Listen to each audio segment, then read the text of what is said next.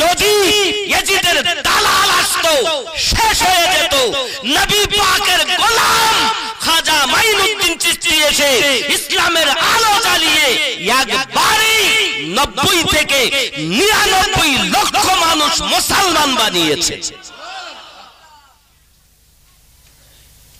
বার্তা গ্রহণ করুন, এই হিন্দুস্তানের মাটিতে যদি ইসলামের আলো কেউ জ্বালায়, তারা ছিল আমিনার লালের সঙ্গে সম্পর্ক করনেওয়ালা, তারা ছিল আলে পাককে মাননেওয়ালা।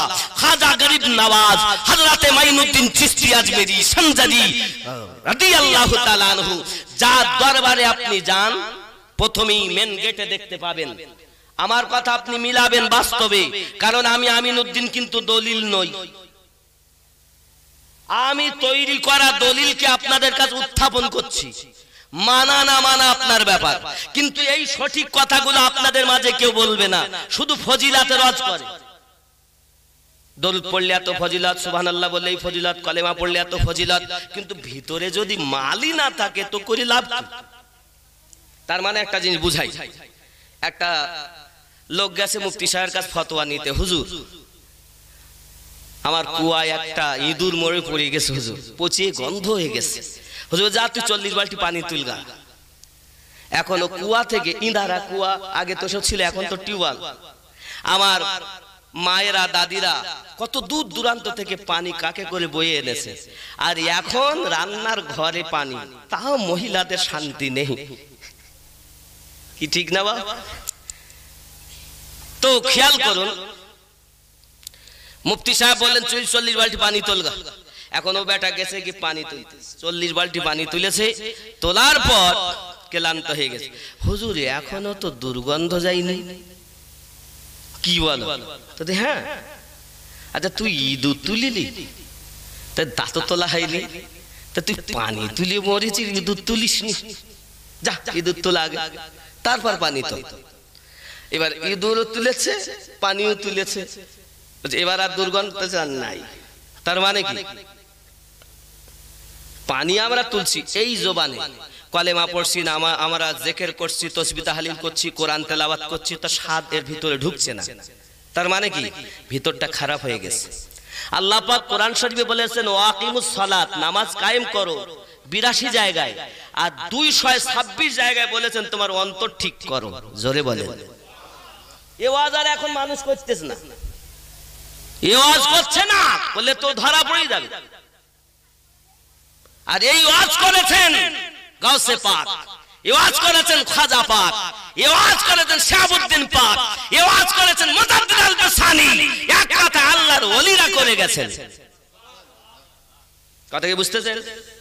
যার কারণে খাজা মাইনুদ্দিন চিশতি আজমেরি রাহমাতুল্লাহ আলাইহি 90 থেকে 99 লক্ষ মানুষকে একবারই কলেমা পড়িয়ে দিয়েছেন। পুরা রাজস্থানের মানুষ, আজমির শরীফের মানুষ আল্লাহ এবং আল্লাহ রাসূলের মোহাব্বত ও আল্লাহর দ্বীনের উপরে কায়েম হয়ে গেছে। কি গো, এই মৌলবীরা তো গন্ডগোল পাকাতে পারে। আপনি এখন নেট খুলবেন তো মৌলবীর অভাব নেই, সব মৌলবীর ওয়াজ শোনা যাবে না, সব মাওলানার ওয়াজ শোনা যাবে না, ভালো মাথায় রাখবেন। ডিগ্রি বলো অনেক, ডিগ্রি দেখতে দেখতে দেখতে দেখতে খাতায় জায়গা নেই, কিন্তু আসল জিনিস নেই। কথা বুঝতেছেন? খেয়াল করেন, আপনাকে আগে চেক করতে হবে, কারণ দোষ আপনাদের নয়, আপনারা সাধারণ মানুষ। আমি এক বক্তা আসলাম আমিনুদ্দিন বক্তব্য দিতে, আমি আমার মতো এসে আপনাদেরকে খেলালাম। মানে ফুটবল দেখেছেন, পাবলিককে আমরা বক্তাগণ ফুটবল মনে করেছি, যে আসে যার পায়ে যায়, যে যখন মাইক পায় সে তার মতো গেয়ে যায়। সাধারণ মানুষ বিপদে পড়ে গেছে, বিপাকে পড়ে গেছে যে আমরা কোন দিক যাব, এদিক যাব না ওদিক যাব, কোন দিক যাব। ওই সে বলতে যে এটা ভালো, ওই যে বলতে এও ভালো, ভালো কোনটা বলেন, ঠিক কিনা? দোষ আপনাদের না, আমার মতো লেকচারদের, লেকচারার যারা তাদের। ঠিক বলছি না ভুল বলছি? আমরা আপনাদেরকে খেলাচ্ছি, কিন্তু আমি আপনাদেরকে পথ বলে যাই বাপ। জানি না আপনার জীবনের শেষ জালসা দেখা হবে কিনা জানি না, তবে আমি যতটা রিসার্চ ও গবেষণা করে পেয়েছি তার মধ্য দিয়ে আমি আপনাদের ব্রেনের ভিতরে ঢুকানোর চেষ্টা করছি। অন্য কোনো পথ, অন্য কোনো মত আমি রিসার্চ করে সঠিক পাইনি। আমি একটা পথই সঠিক পেয়েছি, সেটা হলো এই পথ, যে পথটা আমি আপনাদের বলছি। 12 ইমাম, 12 ইমামকে আপনার জানা দরকার। আপনারা নাম শুনেছেন হয়তো, ইমাম, ইমাম মানতে হবে। এই 12 ইমামের মধ্যে একজন ইমাম এখনো আসেননি, যার নাম হলো ইমাম মেহেদী আলাইহিস সালাম। কি নাম? ইমাম মেহেদী আলাইহিস সালাম। তাহলে 12 ইমাম কারা? 1 নাম্বার হযরত ইমামে আলী রাদিয়াল্লাহু তাআলা আনহু। সুবহানাল্লাহ। নবী পাকের ছোট জামাই। তাই বলে এক শ্রেণীর লোক আপনার আবু বকর রাদিয়াল্লাহু তাআলা, ওমর রাদিয়াল্লাহু তাআলা, উসমান জিন নুরাইন এনাদেরকে আর মানতে চায় না। আমার ওই দলে না। সকল সাহাবী রাসূলদের মধ্যে সিদ্দিক আকবর রাদিয়াল্লাহু তাআলা হলেন প্রথম। সুবহানাল্লাহ। এবং যিনি কলেমা পড়েছেন 38 বছর বয়সে। জোরে বলেন। 38 বছর বয়সে কলেমা পড়েছেন। আর হযরত আলী রাদিয়াল্লাহু তাআলা আনহু 9 বছরে কলেমা পড়েছেন। সুবহানাল্লাহ। কিশোরদের মধ্যে, বাচ্চাদের মধ্যে। এগুলো হক, ভালো করে বুঝবেন, ব্রেনে ঢুকিয়ে নেবেন। 1 নাম্বার আলী। আলী শ্রেষ্ঠ কিসে? আলে পাকের মধ্যে ইনি সর্বশ্রেষ্ঠ। আর সমস্ত সাহাবীদের মধ্যে সিদ্দিক আকবর শ্রেষ্ঠ। জোরে বলেন। এটাই হলো সুন্নি আকীদা। আর অন্য যারা, যাদেরকে আমরা শিয়া বলে জানি, আলে পাক মানে, তবে তারা বলে সবথেকে উচ্চ হলো আলী রাদিয়াল্লাহু তাআলা। আবু বকরকে মানতে চায় না, এক বলে। কথা বুঝবেন ভালো করে। আরো ইত্যাদি অনেক বিষয় আছে। তাহলে আমাদের আকীদা হলো तमाम সাহাবী রাসূল রিদওয়ানুল্লাহি তাআলা আলাইহিম আজমাইনদের মধ্যে সিদ্দিক আকবর 1 নাম্বার, আর আলে পাকের মধ্যে হযরত আলীউল মুর্তাজা 1 নাম্বার। জোরে বলেন।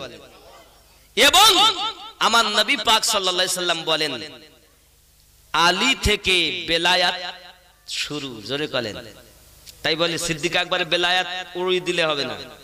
আমাদের যে নকশবন্দিয়া মুজাদ্দিদিয়া তরিকাত, এই তরিকাত আমার নবী পাক থেকে নিয়ে সিদ্দিক আকবর রাদিয়াল্লাহু তাআলা থেকে নিয়ে একদম ইমাম জাফর সাদিক। জোরে কোন সুবহানাল্লাহ। হযরত সালমান পারসি, এ শাজারা মুবারাকা, ইমামে রাব্বানি। আমি ওই তরিকাতে বায়াত, খেয়াল করবেন। 12 ইমাম। 1 নাম্বার কে বলেছি? আলী রাদিয়াল্লাহু তাআলা, ইমামে না। 2 নাম্বার ইমাম হাসান পাক। 3 নাম্বার ইমাম হুসাইন পাক। 4 নাম্বার জয়নুল আবেদিন। 5 নাম্বার ইমাম মোহাম্মদ বাকার। 6 নাম্বার ইমাম জাফর সাদিক। 7 নাম্বার ইমাম মুসা কাজিম। 8 নাম্বার ইমাম আলী রাজা। 9 নাম্বার ইমাম মোহাম্মদ তাকি। 10 নাম্বার ইমাম আলী নাকি। 11 নাম্বার ইমাম হাসান আসকারি। 12 নাম্বার ইমাম মেহেদী আলাইহিস সালাম ও রাদিয়াল্লাহু তাআলা আনহু। জোরে কোন সুবহানাল্লাহ। কথা বুঝেছেন? যে বলবে যে আমি কাদরিয়া তরিকার মানুষ, কে বলবে আমি চিশতিয়া তরিকার মানুষ, কে বলবে আমি সোহরওয়ার্দিয়া তরিকার মানুষ, কে বলবে আমি নকশবন্দিয়া মুজাদ্দিদিয়া তরিকার মানুষ, কে বলবে আমি কালিমি, কে বলবে আমি আশরাফি, কে বলবে আমি বারকাতি। বিভিন্ন যেখানেই যান এই 12 ইমামের কাছে গিয়ে তার সাজরা মিলবে। কথা বুঝতে পারেন? এই 11 জন, এই 11 জনের কাছে গিয়ে মিলবে। এখনো তো একজন আসেননি। কথা বুঝেছেন?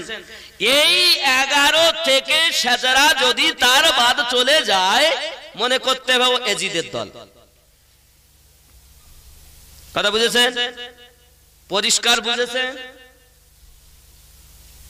পৃথিবীতে যে সব আল্লাহর ওলি বলে দাবি করবে, তাদের সাজরা নামাটা আগে দেখতে হবে।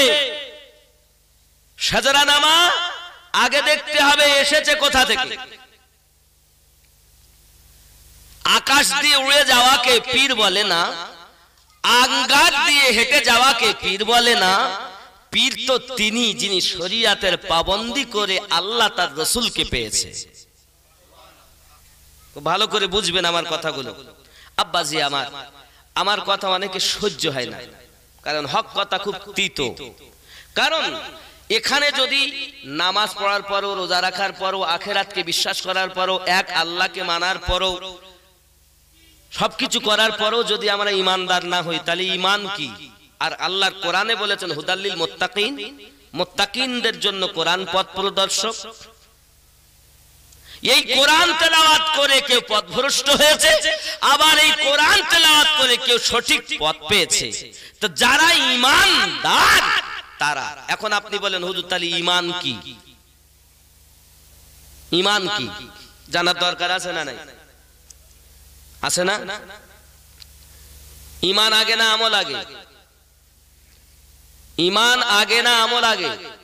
ঈমান আগে। কারণ আল্লাহ নামাজ পড়তে বলেছেন ঈমানদারকে, রোজা রাখতে বলেছেন ঈমানদারকে, হজ করতে বলেছেন ঈমানদারকে, যাকাত দিতে বলেছেন ঈমানদারকে, যত সৎ কাজ করতে বলেছেন আল্লাহ পাক ঈমানদারকে।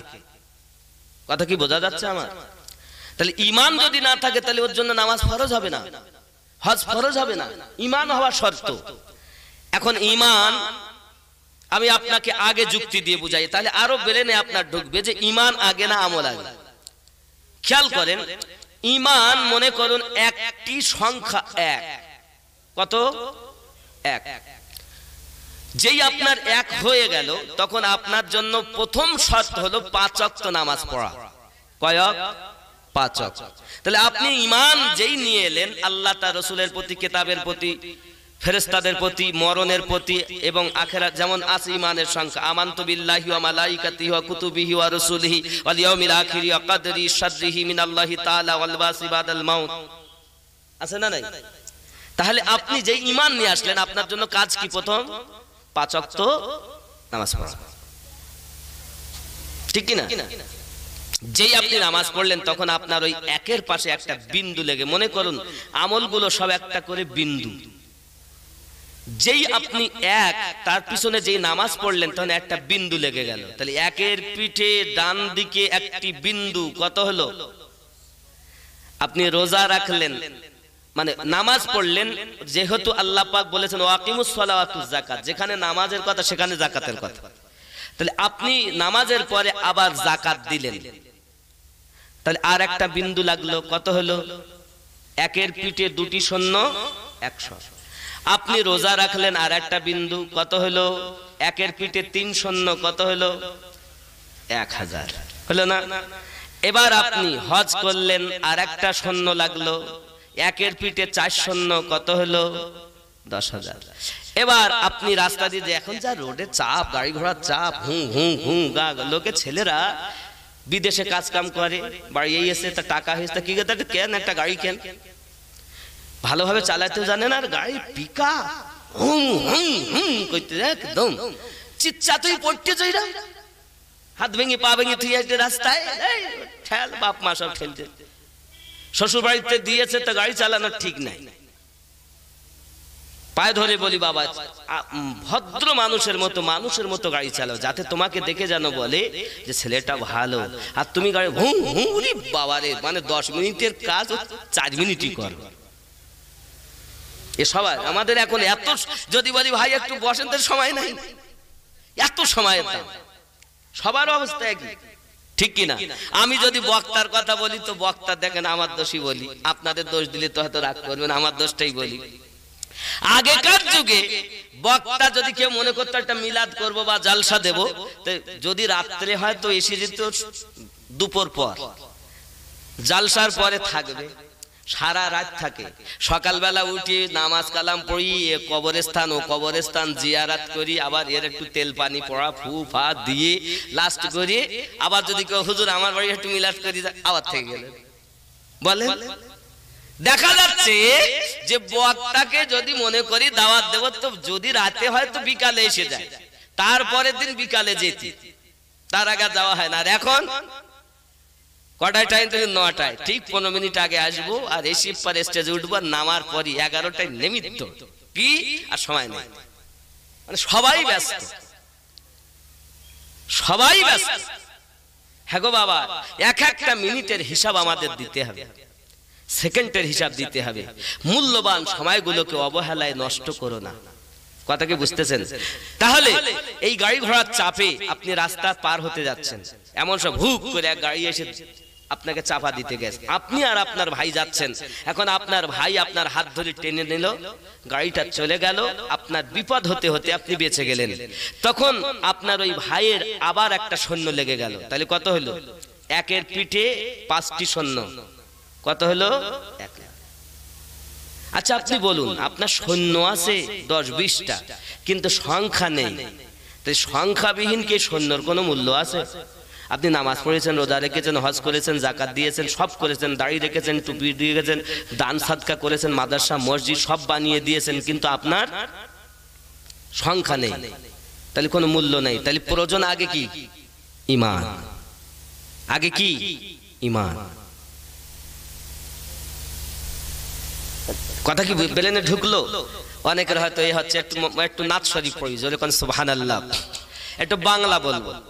জন্ম আমার নবীর যুগে হলে কেমন হতো, জন্ম আমার নবীর যুগে হলে কেমন। আমার সঙ্গে বলতে হবে আপনাদের, নবী পাকের যুগে যদি আমাদের জন্ম হতো, তে 2 নয়নে আমরা নবী দেখতে পেতাম।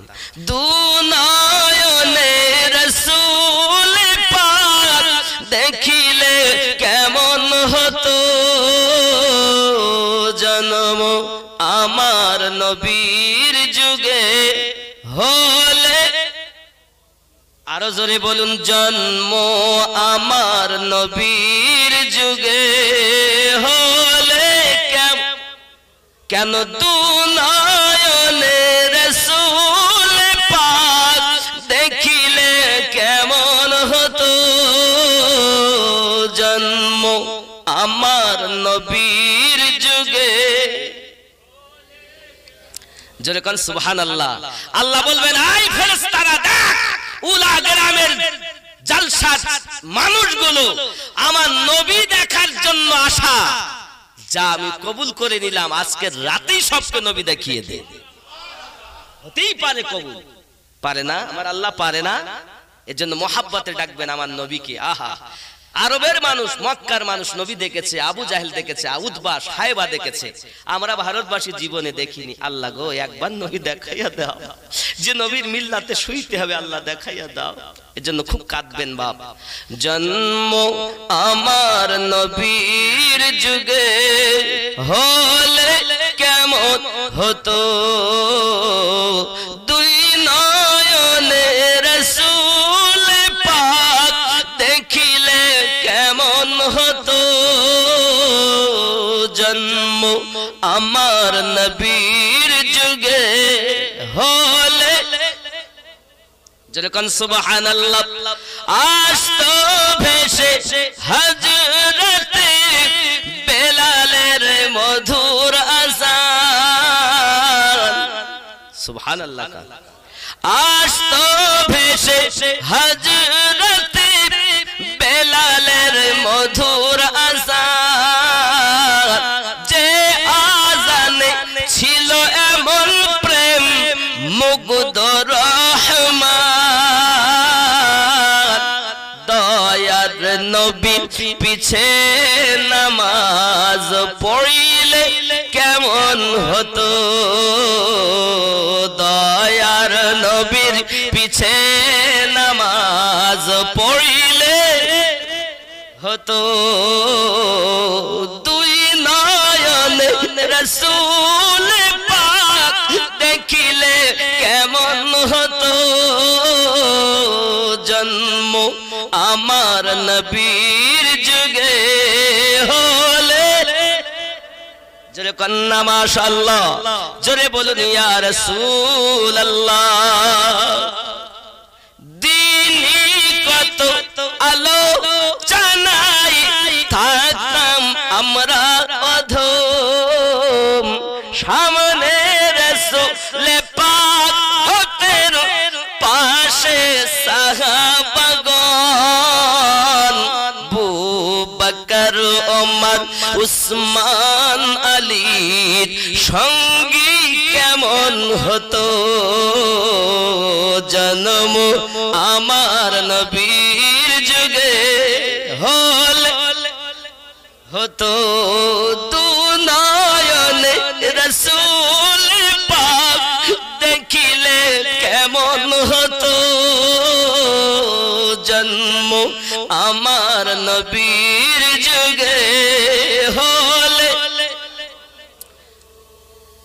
খেয়াল করেন কেমন ছিল দৃশ্য মদিনার দেখছেন সব সাহাবী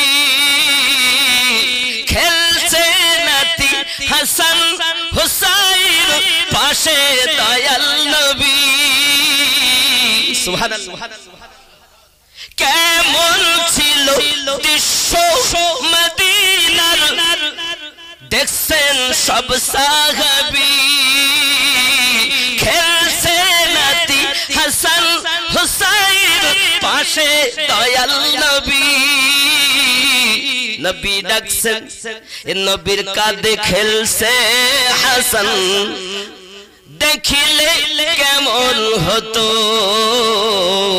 নবী ডাকছেন নাতি হুসাইন শুনিলে কেমন হতো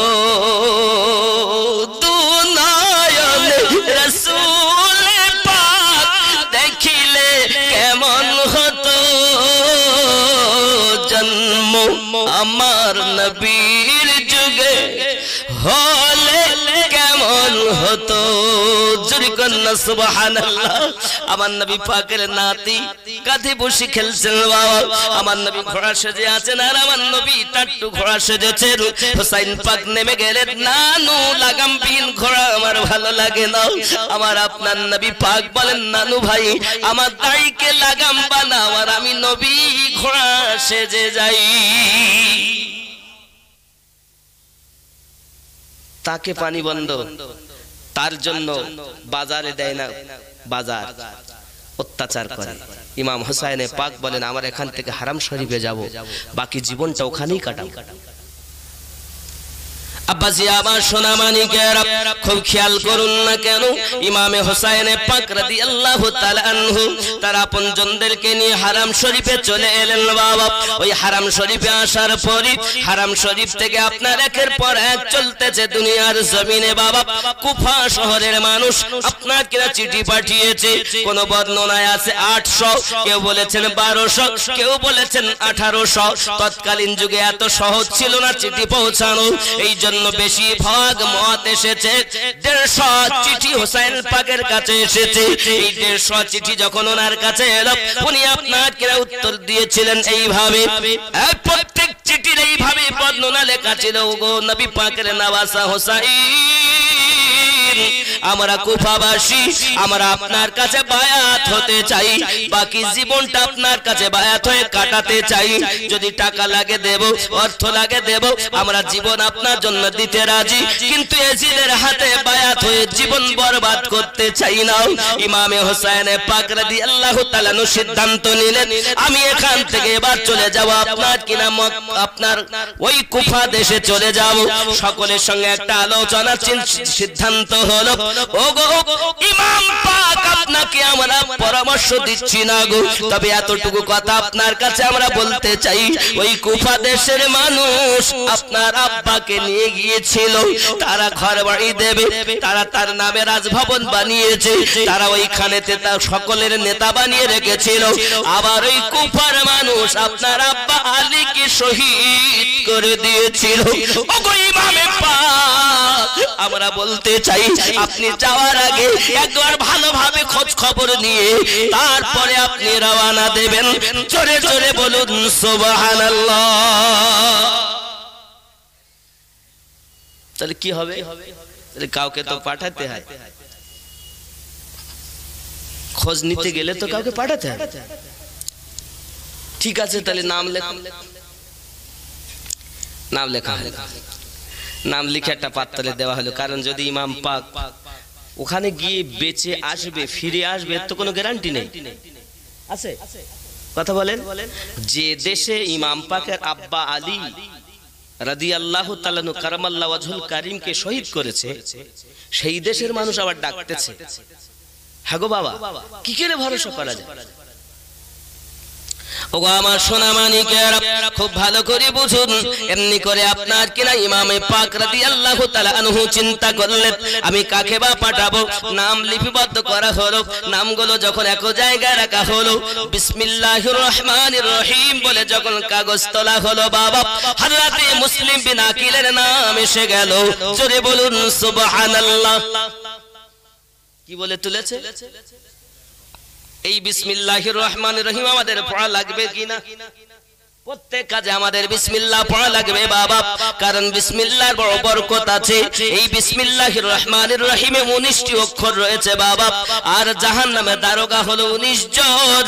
যদি কেউ বিসমিল্লাহ সমস্ত কাজে ব্যবহার করে, আমার নবী জানিয়েছেন আমার আল্লাহ পাক আল্লাহ তাআলা ওই জাহান্নামের 19 জন দারোগা থেকে তাকে হেফাজতে রাখবে। এই সোনা মানিকেরা বাবারা, এই বিসমিল্লাহির রহমানির রহিম হযরতে নবী নূহ আলাইহিস সালাম ব্যবহার করে লাভবান হয়েছেন। এই বিসমিল্লাহকে ব্যবহার করে হযরতে সুলাইমান পয়গম্বর লাভবান হয়েছেন। যেমন কিনা সূরা নামালের 30 নম্বর আয়াতের ভিতরে লেখা আছে, ইন্নাহু মিন সুলাইমান ওয়া ইন্নাহু বিসমিল্লাহির রহমানির রহিম।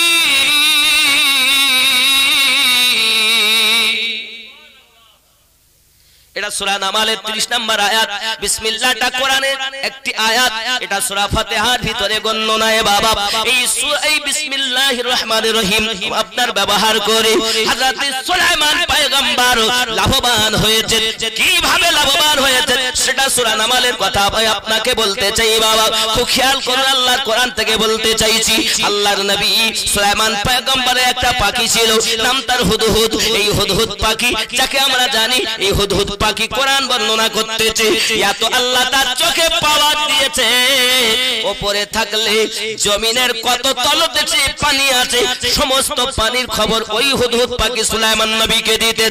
কারণ সুলাইমান নবীকে আল্লাহ পাক এত পাওয়ার দিয়েছিলেন বাবারা সোনা মানিকেরা আমার। পৃথিবীর জমিনে কোথায় কি আছে সব কিছু সুলাইমান নবী আপনার কিনা দেখা যায়। হাওয়াকে যদি সুলাইমান নবী বলতেন, এই বাতাস চলো, ডাইনে হাত করলে বাতাস চলতো, বামে করলে বামে বাতাস চলে যেত। এই বাতাস ছিল নবী সুলাইমান আলাইহিস সালামের হুকুম পালন করে। আরো জোরে জোরে কোন সুবহানাল্লাহ। জিন ছিল তার তাবে, আব্বা আবার বড় বড় দত্তরা ছিল তার তাবে। খেয়াল করুন, হুদহুদ পাখি এসে একবার কিনা জানিয়ে দিল, ও নবী সুলাইমান, আমি হুদহুদ এমন একটি দেশে পৌঁছে গিয়েছিলাম, ওই দেশটার নাম হলো সাবা দেশ। ওই সাবা দেশে একজন মহিলা রাজত্ব চালনা করে, ওই মহিলাটার নাম বিলকিস বেগম। এই বিলকিস বেগম হলো জিনের একটি কন্যা। বিলকিস হলো জিনের কন্যা। সোনা মানিক আমার, খুব ভালো করে ব্রেনের ভিতরে রাখুন। এই বিসমিল্লাহির রহমানির রহিম আমাদের আমলে আনা উচিত, কারণ বিসমিল্লাহির রহমানির রহিমের বড় বরকত রয়েছে বাবা। কিতাবের ভিতরে আসতেছে বাবা, প্রত্যেক কাজের শুরুতে যদি বিসমিল্লাহির রহমানির রহিম বলা হয়, ওই কাজে আমার আল্লাহর রহমত বর্ষণ হয়। ছোট্ট করে একটা ঘটনা আপনাদের কাছে তুলে ধরি বাবা। একটি এর গ্রামে কিছু মুসলমানের ঘর আছে, তার মধ্যে একটি ইহুদির ঘর। এখন এক মাওলানা ওয়াজ করতেছেন, বিসমিল্লাহর বড় বরকত। প্রত্যেক কাজে শুরুতে বিসমিল্লাহির রহমানির রহিম বললে আল্লাহ পাক বরকত দেয়। এখন ইহুদির ওই বাচ্চা মেয়েটা আপনার কিনা বিসমিল্লাহির রহমানির রহিম পড়তে আরম্ভ করেছে। যে কাজ করে বিসমিল্লাহির রহমানির রহিম, যে কাজ করে বিসমিল্লাহির রহমানির রহিম, এমনি করে আপনার কিনা পৃথিবী জমিনে শুধু বিসমিল্লাহির রহমানির রহিম পড়তেছে। আবার মেয়েটার বাপ জিজ্ঞাসা করে, মারে আমরা হলাম ইহুদি আর তুমি মুসলমানদের মতো বিসমিল্লাহির রহমানির রহিম পড়তেছো, খবরদার পড়ো না বাবা, মা আমার পড়ো না মা, কারণ সমাজের মধ্যে আমার যে একটা সম্মান রয়েছে এই সম্মান আমার থাকবে না, এই পেটটি আমার নষ্ট হয়ে যাবে মা, খবরদার জানো তুমি বিসমিল্লাহ পড়ো না মা। আমরা ইহুদি, ইহুদির মতো কাজ আমাদের করতে হবে। মেয়েটাকে সাবধান করে, মেয়ে শোনে না। আবার যখন মেয়েটা কোনো কাজ করে পড়ে তাও আপনার কিনা বিসমিল্লাহির রহমানির রহিম, সকালবেলা উঠে যদি ঝাড়ু দেয় বিসমিল্লাহির রহমানির রহিম, এক কথা যদি জামা কাপড় পোশাক আদি পরতে চাই তবু বিসমিল্লাহির রহমানির রহিম আপনার কিনা সদা সর্বদা আমলে পরিণত করেছে। সোনা মানিক আমার মা এবং পিতা যখন বুঝিয়ে মেয়েটাকে পারল না, তখন সে ছিল আপনার সমাজের একটি গণ্যমান্য ব্যক্তি। তাদের সমাজের নেতার কাছে গিয়ে ইহুদি রাজার কাছে চলে গিয়েছে, ওগো আমাদের রাজা মহাশয়, আমার একটি মাত্র কন্যা, ওই মেয়েটার কাজ হলো সদা সর্বদা বিসমিল্লাহির রহমানির রহিম পড়ে, বলুন এই মেয়েটার উপায় আমি কি করব? বলে বুঝাও, বুঝিয়েও হয় না, মেরেছি তাও হয় না, খাওয়া বন্ধ করে দিয়েছি, এক টানা 4 দিন খেতে দেয়নি তাও বিসমিল্লাহ বন্ধ হয়নি। জোরে বলে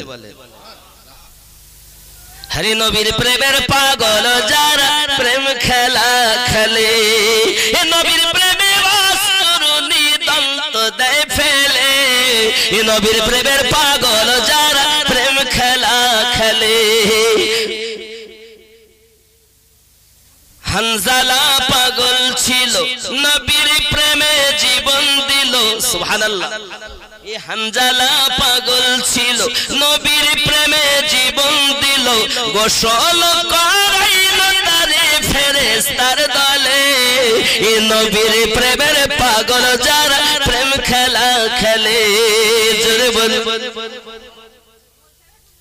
আরো জোরে সুবহানাল্লাহ। শরিয়াতের হুকুম হলো তুমি এক কাজ করো, গোসল করো, কারণ সারা রাত তুমি তোমার বিবির কাছে ছিলে, আনন্দ ফুর্তি করেছো, নিজের মনের বাসনা পূর্ণ করেছো, তোমার জন্য হলো গোসল ফরজ। কিন্তু আওয়াজ এসেছে নবী পাকের জন্য, চলো না আমরা জিহাদের ময়দানে যাব। দয়াল নবী জানিয়েছেন জিহাদে যেতে হবে। হযরতে হানজালা রাদিয়াল্লাহু তাআলা আনহু বলেন শরিয়াতের হুকুম হলো গোসল ফরজ, আর হানজালার মুহাব্বত বলে জিহাদ এখন ফরজ। ওই জিহাদের মাঠে সকল দেহ মোবারকা গুলো আনা হয়। আব্বাজি আমার শহীদ করেছেন যারা, শহীদ হয়েছেন যারা, তাদের আপনার দেহ মোবারকা গুলো আনা হয়। সকলের দেহ পাওয়া যায়, হানজালা রাদিয়াল্লাহু তাআলার দেহ পাওয়া যায় না।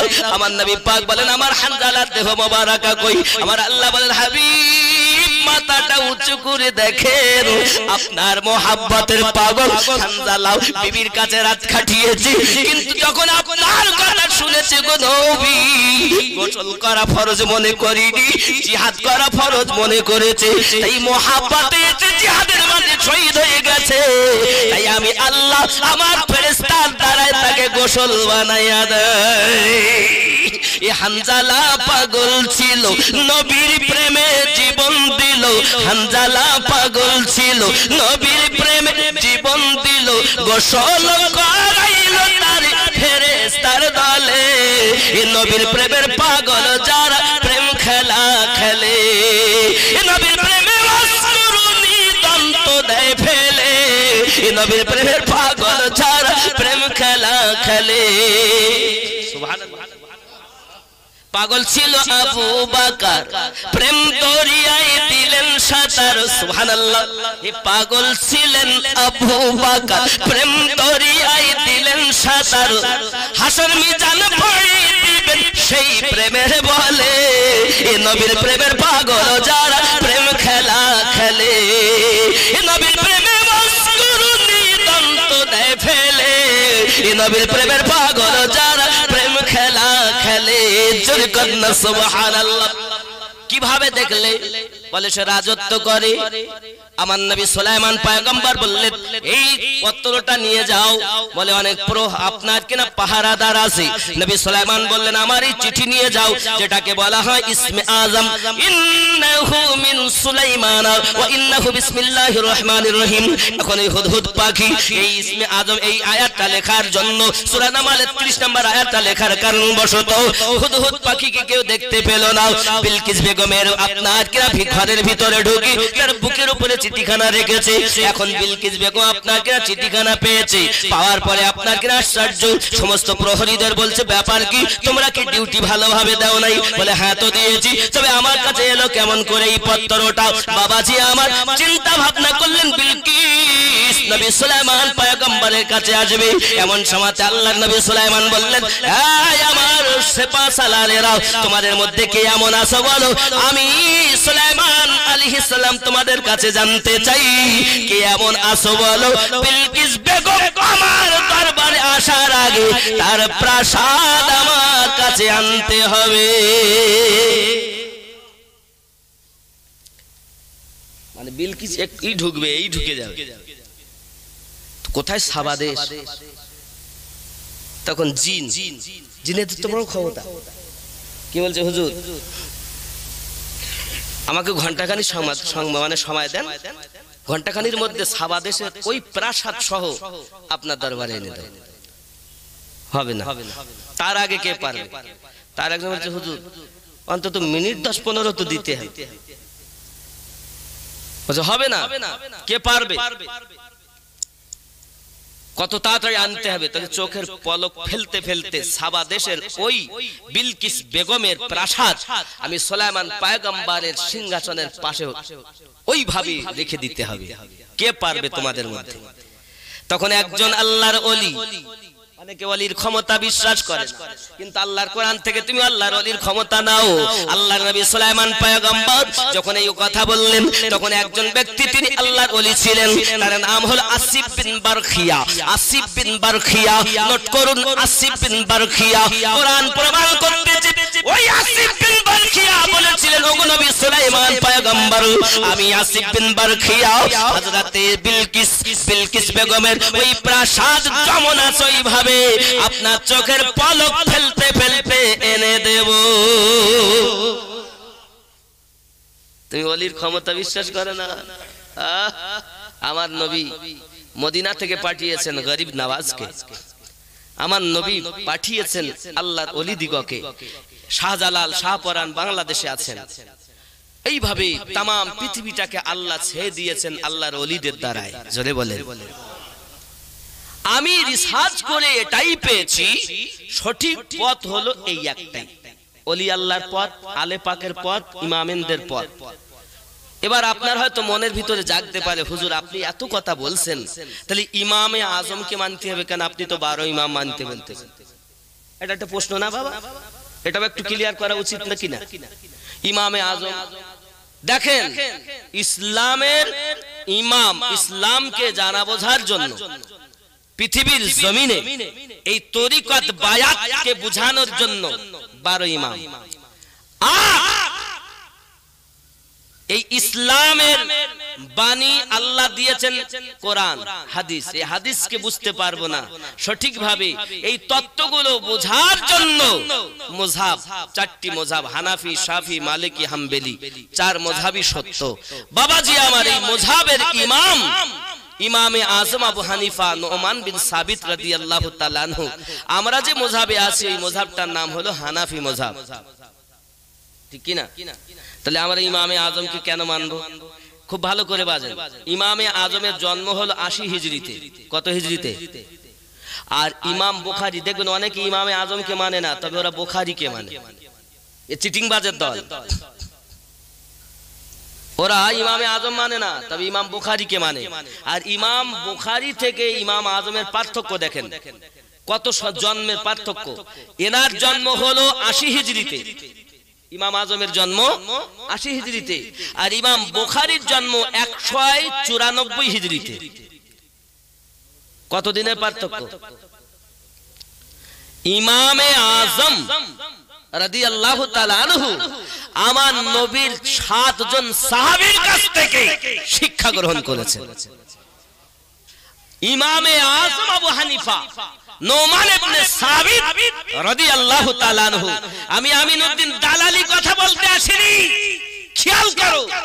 ইমামে আজম নোমান ইবনে সাবিত রাদিয়াল্লাহু তাআলা আনহু, ইমাম হুসাইন পাকের আওলাদ, জাইনুল আবেদিনের আওলাদ ইমাম জাফর সাদিক, ইমাম বাকার, এই ইমাম বাকার আর ইমাম জাফর সাদিক রাদিয়াল্লাহু তাআলা আনহু 2 বছর কাল গোলামি করেছেন, যার কারণে উনি এই 4 ইমামদের ভিতরে শ্রেষ্ঠ ইমাম হয়েছে। তাই বলে 12 ইমামের থেকে শ্রেষ্ঠ নয়, মাথায় রাখতে হবে।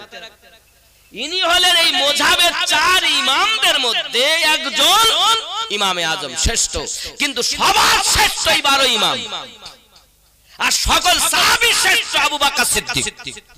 আর সবের মধ্যে तमाम দুনিয়াতে সবার থেকে বড় বানিয়েছেন আল্লাহ আমাদের নবীকে। এই হলো আকীদা, এই হলো আকীদা।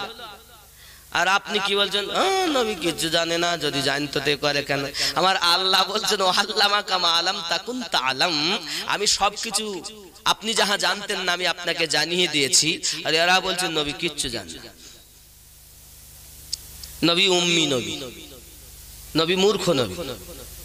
এই কত বড় বিয়াদব এরা। আমার নবী পাক সাল্লাল্লাহু আলাইহি সাল্লামকে এরা কি বলছে জানেন? দলিল দিচ্ছে, কুল ইন্নামা আনা বাশারুম মিসলুকুম ইউহা ইলাইয়া, বলে দিন নবী আপনি, আমি তোমাদেরই মতো একজন মানুষ, আমার প্রতি আল্লাহর ওহী অবতীর্ণ হয়। তাহলে আল্লাহ কোরআনে যখন ওয়াজ করে বললেন নবী আমাদের মতো মানুষ, তাহলে আমরা সবাই বুঝে নিলাম নবী আমাদের মতো মানুষ, ঠিক না? কোরআন মানতে হবে কি মানতে হবে না? কোরআন তো বলতে নবী আমাদের মতো মানুষ। কিন্তু বাবা এত বড় গাধা যে নবী না হলেও দুনিয়ায় জন্ম নিত না, সেই নবীকে আমাদের মতো বলতে চায়। কিন্তু আমার আল্লাহ পাক কি বলেছেন? তোমাকে আগে গ্রামার জানতে হবে। কুল ইন্নামা আনা বাশারুম মিসলুকুম ইউহা ইলাইয়া, গ্রামার তো তুমি জানো না, তবে তোমাকে একটা উপমা দেই। মিসলুকুম, কুল ইন্নামা আনা বাশারুম মিসলুকুম, মিসাল তোমাদের মতো। আচ্ছা এই মতো কথাটা কেরাম হয় একটুখানি বলি। 3 বন্ধু রাস্তা দিয়ে যাচ্ছে, একটি সোনার আংটি আছে হাতে। তো বলতে ভাই দেখি আংটিটা কত, বাহ খুব সুন্দর আংটি, যে বিশাল ভালো আংটি, এত সুন্দর নকশা, এর দাম নিশ্চিত খুব বেশি হবে, একদম 14-15 হাজার টাকা দাম হবে। তখন আর এক বন্ধু নেই, কই দেখি কই দেখি কই, সত্যি তো একদম এত সুন্দর নকশা আমি জীবনে এরকম দেখিনি তো। না 14-15 হবে না, 12-13 হবে মনে হয়। 3 বন্ধু যাচ্ছে, তখন আর এক বন্ধু রাস্তা দিয়ে যায়। সে তখন কি ব্যাপার তোমরা 3 জন কি গুজগুজ করতেছো? তখন ও ছিল স্বর্ণকার, ও কিছু না একটা আংটি দেখছি। আংটি? আচ্ছা আচ্ছা আচ্ছা, কই দেখি আংটিটা, আমি একটু দেখি। ওরা বলেছে সোনার আংটি 14-15, আর একজন বলেছে 12-13।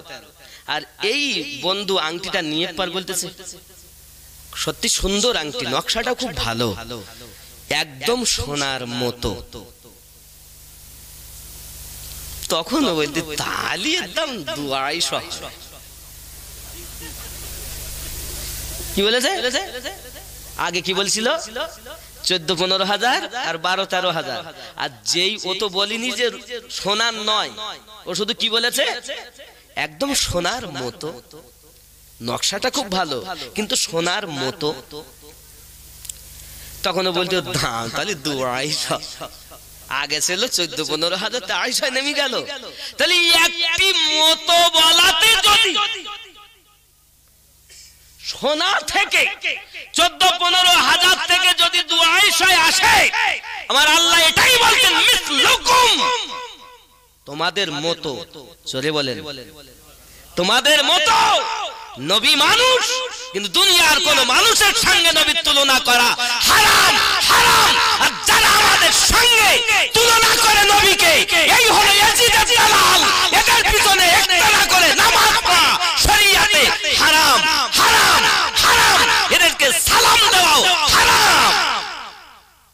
এই সব বক্তাকে স্টেজে আনবেন না, এরাই হলো ইয়াজিদের দালাল, এরাই ইয়াজিদের দালাল। সবার ওয়াজ শোনা যাবে না, কথা বুঝতেছেন আমার? আবার আমাদের সুন্নি ওলামার ভিতরে কিছু বলি, আমাদের কিছু সুন্নি ওলামা এরা নিজেরাই জানে না কোনটা আমার আর কোনটা পরে। ওরা ওয়াহাবির মাল নিজে ব্যবহার করে। হুজুর কিরকম? নবী পাক সাল্লাল্লাহু আলাইহি ওয়াসাল্লাম 40 বছরে নবী হয়েছে, জোরে কর নাউজুবিল্লাহ।